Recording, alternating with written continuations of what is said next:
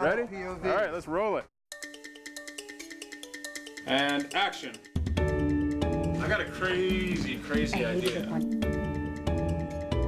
On the one hand, of course, it's exciting to take over a successful franchise. On the other hand, it's very daunting because there are so many fans who have high expectations for this film.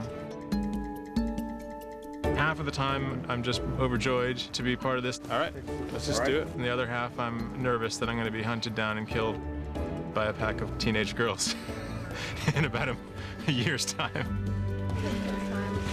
But for me, the coolest thing is to work with this cast of extraordinarily talented people every day. Cut. That's a cut. How would I describe Chris?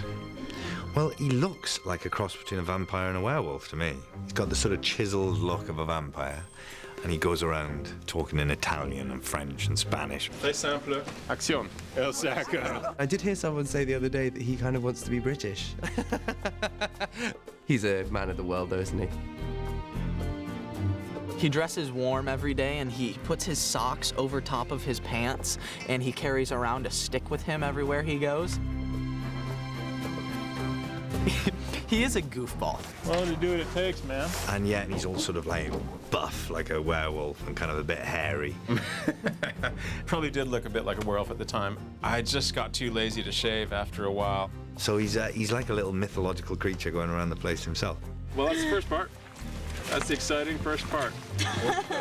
Chris is amazing. I really like Chris. He is on it. Chris Weitz is cool as ice. Chris is fantastic. Amazing. Great. Awesome. I think what sums it up is a couple nights ago, under my door and under everybody's door, we got a packet. Which I've now been warned I will be killed by ninjas if it is allowed to circulate on the internet. And I opened it up, and it was a letter from Chris. It was like really long. He stayed up all night. He said he just started writing. Next thing you know, he's writing.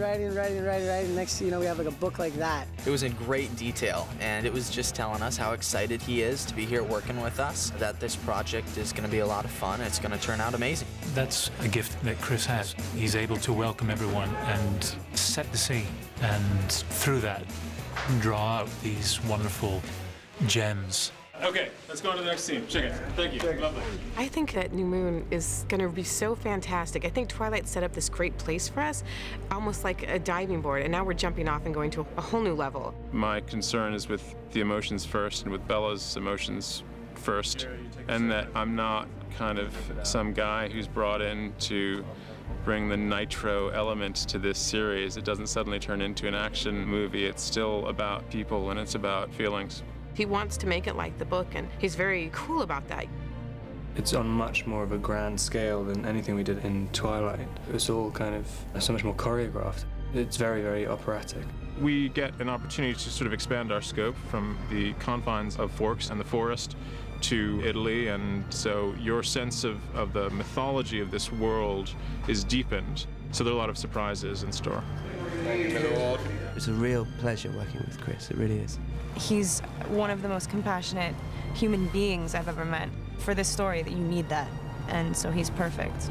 He steps out here, Bella hits it, bang. Let's get everybody to come back. Listen for Jay. Jay, here we go. And roll, please. Action!